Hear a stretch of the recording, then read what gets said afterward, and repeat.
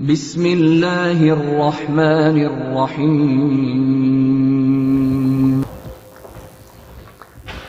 السلام علیکم viewers, smart college Bhakkar Punjab Pakistan کے پلیٹ فارم سے محمد رمضان سہیم آپ سے مخاطب ہے۔ آج ہم پریزنٹ انڈیفینٹ ٹینس کے بارے میں کچھ پڑھیں گے۔ یہ وہ ٹینس ہے کہ جس میں ہمارے اسٹوڈنٹس، ہمارے اور دوست ایون کہ ایم اے کرنے کے بعد بھی ان غلطیوں سے وہ مبرہ و منزہ نہیں رہتے، پھر بھی کرتے رہتے ہیں اس ٹینس کی غلطی۔ تو کیا اس کے پیچھے حقیقت ہے؟ اس میں ہم بچوں کی عدم دلچسپی، پریکٹس کی کمی، یہ ساری چیزیں اس میں شامل کر سکتے ہیں۔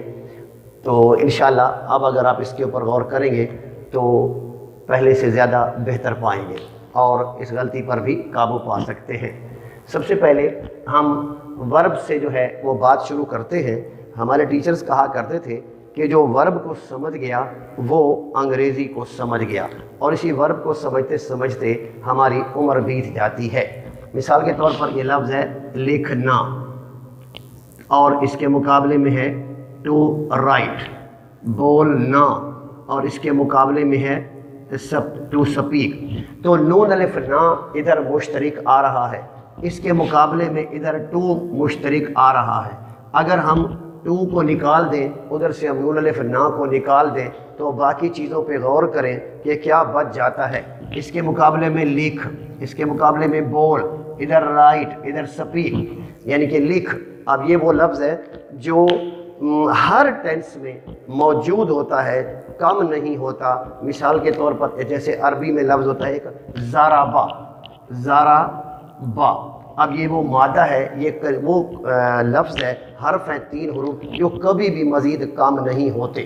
لہذا اسی طرح انگلش میں جب بھی آپ یعنی اردو کے لفظ نا کو آپ کاٹیں گے تو جو حصہ باقی بچے گا وہ ہر ٹینس میں ہوگا، اس کے بعد جو مختلف اضافے ہوں گے وہ ہمارے ٹینس کی نشانیاں بنیں گے۔ مثال کے طور پر لفظ لکھ، اس میں آپ نے بڑھا دیا تا ہے، لفظ لکھ اس میں آپ نے بڑھا دیا تا ہے، آپ نے لفظ لکھ اس میں آپ نے بڑھا دیا رہا ہے، چکا ہے، تا رہا ہے۔ تو یہ ہمارے پاس 3-4 نشانیاں بن گئی۔ اچھا ہم بڑھا لیتے ہیں الف، چھوٹی یہ، بڑی یہ، تا تھا، تی تھی، تے تھے، اور حمزہ چھوٹی یہ، اور یہ الف یا، حمزہ بڑی یہ، اور اسی طرح رہا تھا، چکا تھا، تا رہا تھا، پھر یہ گا، لکھے گا، پڑھے گا، سوئے گا، اور رہا ہوگا، اور چکا ہوگا، اور تا رہا ہوگا۔ تو یہ ہمارے پاس 12 نشانیاں بنتی ہیں جو ہم اس لفظ لکھ کے بعد لگاتے چلے جائیں تو ہمارے یہ 12 ٹینس بن جاتے ہیں۔ یعنی کوئی مشکل نہیں ہے ٹینس کو سمجھنا اگر آدمی ان نشانیوں پہ غور کر لے۔ یہ نشانیاں تو ہم اپنی لینگویج میں اصولوں کو آسان بنانے کے لیے ایسا کرتے ہیں، ادروائز کوئی فارن بکس میں آپ کو یہ چیزیں نہیں ملتی۔ یعنی وہاں پر تو وہ آپ کو بتائیں گے جی کہ روٹین میٹرز آپ کے پریزنٹ انڈیفینٹ ٹینس میں، آپ کے روزمرہ کے کام آپ کے پریزنٹ انڈیفینٹ میں، آپ کی عادات، حرکات و سکنات، یہ آپ اس ٹینس میں بیان کرتے ہیں۔ یونیورسل فیکٹس ہوتے ہیں وہ بھی اس ٹینس میں بیان ہوتے ہیں۔ تو یعنی یہ پریزنٹ انڈیفینٹ ٹینس کا استعمال ہے۔ اب چونکہ ہم نے یہ 12 ٹینسز اکٹھے نہیں سیکھنے، صرف پریزنٹ انڈیفینٹ ٹینس کی بات ہو رہی ہے، تو ہم صرف اسی کو ہی جو ہے زیر بحث لاتے ہیں۔ سب سے پہلے جی ہمیں اس کی یہ شکلیں ملتی ہیں کہ جی he goes, she goes, it goes, they go, we go, you go, یہ ہمیں انگلش میں اس کی شکلیں ملتی ہیں۔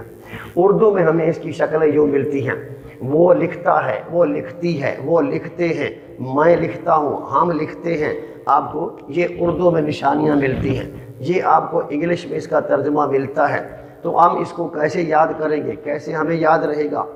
یہ دیکھیں جی کہ یہاں 2 کیٹیگریز بن رہی ہیں کہ جی ہی گوز پہلی فارم استعمال ہو رہی ہے، اس کے بعد ایس یا ای ایس آ رہا ہے، پہلی فارم استعمال ہو رہی ہے لیکن اس کے بعد کوئی ایس یا ای ایس نہیں آ رہا، تو اس بات کو مد نظر رکھتے ہوئے ہم نے اس کو دو کیٹیگریز میں بانٹ دیا کہ جی ہی، شی، اٹ، یہ بات ہمیں اکثر سکھائی جاتی ہے، یعنی third person singular, third person singular, واحد غائب، تھرڈ پرسن سنگولر واحد غائب۔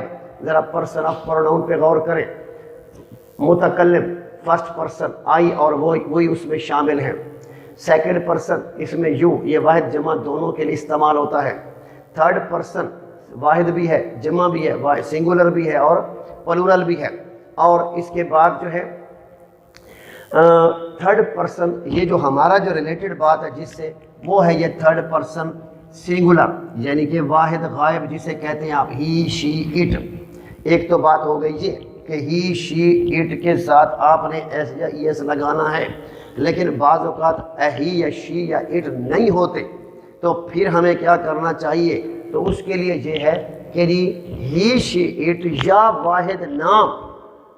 واحد نام کے ساتھ ہم ایس یا ای ایس لگائیں گے تو ہمیں یعنی یہ جملہ بنانے میں آسانی ہو جائے گی اور ٹھیک بنے گا۔ مثلا پرندہ اڑتا ہے، دا برڈ فلائز، پرندے اڑتے ہیں، برڈز فلائی، اب جمع ہو گیا، ادھر سے ایس آپ کا ختم ہو گیا، یعنی کہ دا برڈ فلائز یعنی پرندہ اڑتا ہے، اٹ فلائز، اور پرندے اڑتے ہیں جمع ہو گیا تو دے فلائی، اب ایس آپ کا نہیں بڑھے گا، تو لہذا یہ ہو گیا ایس یا ای ایس کا چکر۔ باقی ایک اور آگے سپیلنگ رول میں باتیں آ جاتی ہیں کہ بھئی ای ایس کہاں لگتا ہے، صرف ایس کہاں لگتا ہے، وہ سپیلنگ رول کا حصہ ہے کہ جی O, S H, double S, X اور سی ایچ، ان کے ساتھ اگر آخر میں ورب کی یہ والی چیزیں آ جائیں تو آپ ان کے سپیلنگ میں ای ایس بڑھا دیں، جیسے ریچ سے ریچز، پریچ سے پریچز، پنش سے پنشز،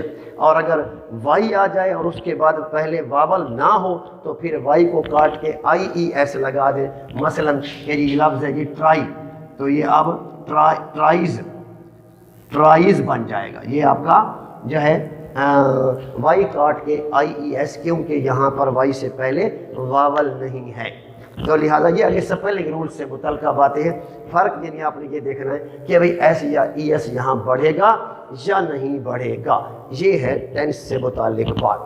تو اب the bird flies, birds fly, اسی طرح ایک اور مثال لے لیتے ہیں، میری ماں کھانا پکاتی ہے، واحد ہے، مائی مدر کوکس میل، ایس بڑھا، میری بہنیں کھانا پکاتی ہیں، بہنیں جمع ہو گیا، سسٹرز، مائی سسٹرز کوک میل، تو اب یہاں پر آپ کا ایس نہیں بڑھا کیونکہ جمع ہو گیا ہے۔ نفی بنانے لگے، شی ہیلپس دا پور اور she does not help the پور، جہاں پر وہ ایسے بڑھایا تھا ہی، شی، اٹ یا واحد نام، اس کے ساتھ ڈز ناٹ سے نفی، اور جہاں پر نہیں بڑھایا تھا وہاں ڈو ناٹ سے نفی، یعنی دے ہیلپ دا پور، they do not help the پور، ٹھیک ہے جی۔ اور اسی طرح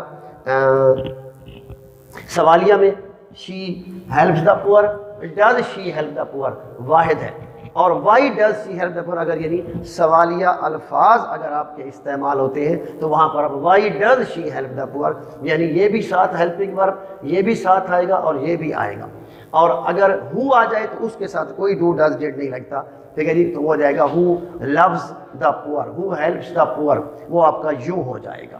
تو یہ ہے تھے بیٹا پریزنٹ انڈیفینٹ ٹینس سے متعلق کچھ مختصر سی باتیں۔ تو یہ ویڈیوز بنانا کوئی اتنا آسان کام نہیں ہے کہ اس کے اوپر اگر ہم تفصیل سے جائیں تو یہ 1 گھنٹے سے بھی بڑی ویڈیو بن جاتی ہے، پھر جن کے لیے اپلوڈ کرنے میں بھی مسائل ہوتے ہیں۔ بار کے ابھی آپ کو سمارٹ کالج کے پلیٹ فارم سے یہ اس طرح کی کئی ایسی چیزیں عجیب و غریب ملیں گی جن سے آپ کا کام بہت آسان ہو جائے گا، اور کافی بچوں کو پرابلمز رہتی ہیں اس ٹینس کو سمجھنے میں، تو انشاءاللہ اس لیکچر کو سننے کے بعد ان کا کافی مسئلہ حل ہو گیا ہوگا۔ اللہ حافظ۔